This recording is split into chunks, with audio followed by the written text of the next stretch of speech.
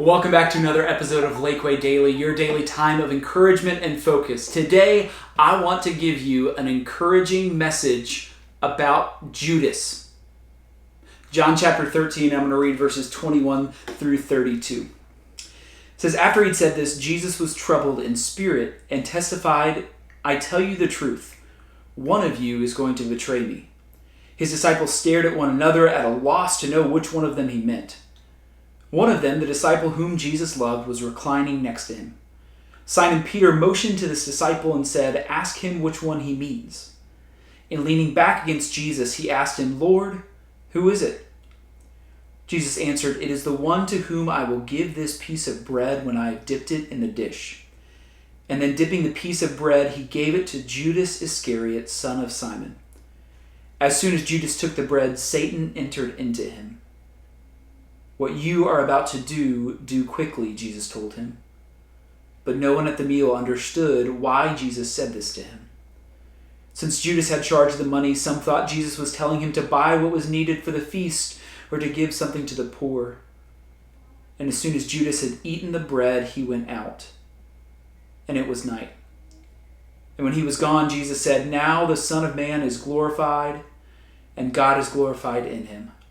If God is glorified in him, God will glorify the Son in himself and will glorify him at once.'"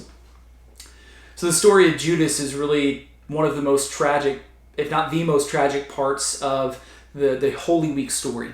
That here was Judas, one of Jesus' disciples, one of the 12 who was with him all along, and now he turns Jesus over to the authorities and betrays him. And so that got me asking the question, why on earth, if Jesus, who knows that Judas will betray him, why is he a part of the 12? In fact, we're even told back in John 6 that Jesus mentions that one of his disciples is a devil. So when Jesus was picking his disciples, he knew that Judas would one day betray him. So why is he a part of this group? Why does Judas do this? And why does Jesus know that's going to happen and not prevent him from doing it?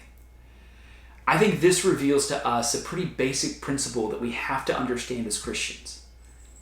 And it's that sometimes God allows different situations, different people to be in our inner circle that are the way by which we receive his promises and his blessings.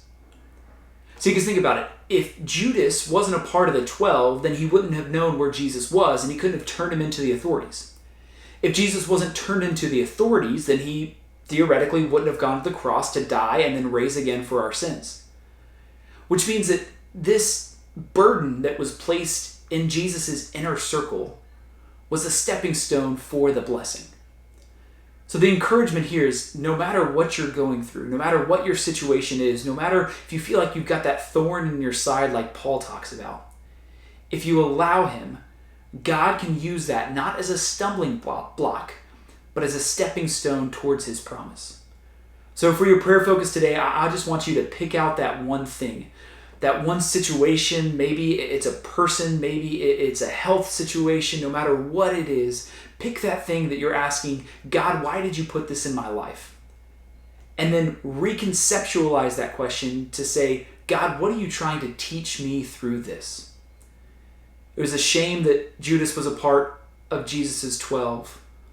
But because of that, we experience redemption and mercy and grace today. Thanks for checking out this video. We hope that you'll be a part of all of our Holy Week services. Tomorrow is Maundy Thursday. You can check out that service live streaming at 7 o'clock. The following day is Good Friday. That will also be at 7 o'clock. And then 3 Easter Sunday services, 8 o'clock, 9:30, and 11. We hope you will tune in for that. I love you. I miss you. Y'all be safe. And God bless.